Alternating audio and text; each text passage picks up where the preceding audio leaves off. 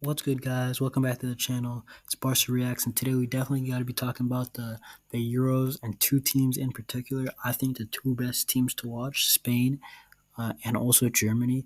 And we got to be talking about how they've been playing in their group stage. Match day three just concluded for their groups, their respective groups A and B, and they both look pretty decent. Both look like they can go pretty far in the tournament. I say one of these teams will probably end up in the semifinals, as they look to most likely face each other in the quarters. And we got to talk about Lamine Yamal when we're talking about Spain, because he looks like their go-to player, especially offensively. He looks like the guy that they pass to, and it's surprising because it's not just that Barca Barca we do this to Lamine Yamal, but Spain has picked up Lamine Yamal for the Euros, and they're already doing this. They're starting him in games. Not only that, they're giving him respect, and it's just signs of his quality, his maturity, his personality to not falter under pressure, and his dribbling has been good in this tournament. His playmaking has been good. He's been creative. The only thing he's been probably lacking is being more decisive in front of goal. He probably should have a goal by now against Croatia. That's probably his only criticism. To be fair, he's been playing well, and then also I feel like Lamine at times when he's in and around the box, I feel like he needs to be a little bit more selfish and just take himself. But Lamine Yamal has been incredible. Spain offensively in terms of creating chances have been incredible, and his counterpart Nico Williams is helping out in that game against Italy.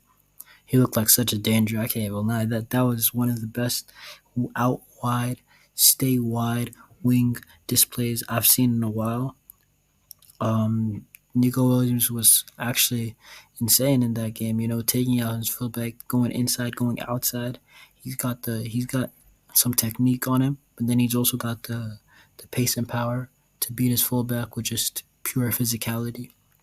And then the thing is that he's ambidextrous. He can go out wide and then he can cross with his left foot, and that just makes him a lot more dangerous than most wingers just by that self, by being ambidextrous.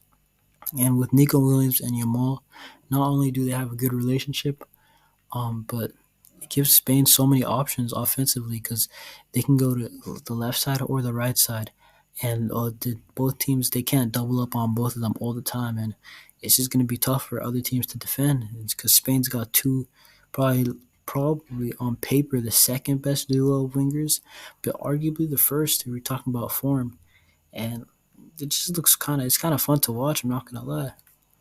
And what does Spain need to do better in these Euros? The only thing I could probably say is that Unai Simon don't make a mistake. A costly one especially. And then Morata, if he has the shooting boots, there's no reason why they can't go all the way, and there's no reason why they at least can't go deep. And that's all I gotta say for Spain. But we gotta move on to Germany because Jamal Musiala has been lighting it up. Not only his dribbling, he's starting to score his goals. Jamal Musiala has been probably their best player. He's spectacular to watch. He's probably one of the best players to watch in the world of football right now, at least probably in the top five, six. I feel like Jamal Musiala, I would love him on my team, but I don't know if we got the facilities for that. Jamal Musiala, he did I don't know, man. He's just a great player to watch, man. It's hard to hate players like him, with the flair, with the elegance, you know. He's just got to refine his shot a bit more, and he's going to be a special player, man. And Florian Wirtz, too. Florian Wirtz, we got to end up with one of these. Most likely Wirtz probably because he's at the quote-unquote smaller club, but Florian Wirtz is also incredible talent, more of a creative playmaker. He scored the first goal of the Euros, I'm pretty sure, against Scotland. Scotland were horrible, though, to be fair, but Wirtz is a quality player, too. Germany's got options. Nagelsmann's did a good job, including Wirtz and Musiala on the same team. Um, he's also done a good job with the formation because he has two tens that just roaming around. That's not really common, to be honest, to have two guys roam around the field. They're like a left attacking mid and a right attacking mid. But he's found a formation that works. He's found a system that's somewhat efficient, for both of them to play with each other and not really out wide as wingers because they both don't really like to do that job. And it's not what they're best at, to be fair.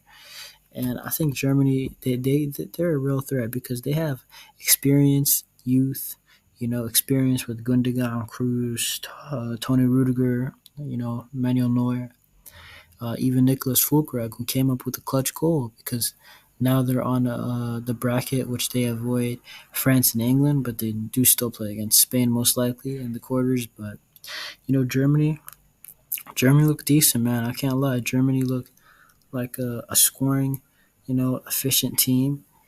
They look to dominate possession high up the field, and then if they can't score, we're seeing that their go-to strategy is bring on Fulkrug and spam crosses, which is not horrible. If you're gonna have the ball, like you might have one or two good crosses where he gets to end up. He gets to the end of the cross, and Germany's gonna be a tough team to eliminate for anybody because not only are they playing so well, but they're also got the home advantage, and that just makes them that much tougher. And I can see these guys going pretty deep. As for the other teams in the Euros who've kind of been underperforming, at least play style wise, because they're still picking up points. But France and England, France is kind of expected to be honest. They're always pragmatic in tournaments on the counter attack.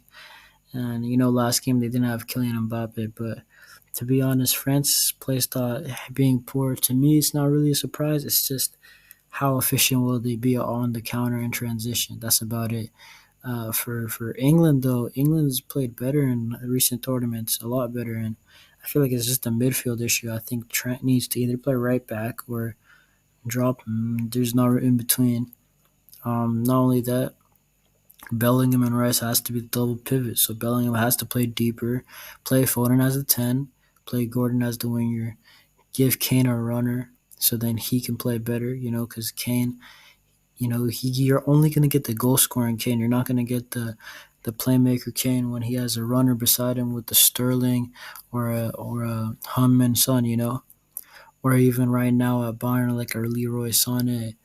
And I feel like if you get the best out of Kane, you get the best out of Foden. You probably get the best out of Gordon also. You know, and then it's just the midfield. The only risk honestly would be Rice and Bellingham. How good of it are they really in a double pivot? But Bellingham's played this 8 position at Borussia Dortmund, and he probably can do the job. But we just got to see it. Southgate's just got to pull the trigger, and he probably once it clicks, I think England will be fine. It's just I don't know. Will they handle the pressure? Some players might fall out with a system change or being dropped. That's really it with England. I don't know, but they haven't been too convincing. Let's be honest, especially against Serbia, hanging on, and the other game against Denmark. As for France, though, France surely has to get better. I mean, like honestly, what if Kylian Mbappe is injured and we just all don't know about it, and they're just trying to postpone this? We don't know, but we'll see in the upcoming week what's gonna happen. Some crazy things just happened. Croatia most likely eliminated against Italy, late goal, and not only that, was it Hungary with a late goal to eliminate Scotland and also put themselves with a fighting chance as one of the third place teams. It's a cool tournament so far, but see y'all in the next one. Peace.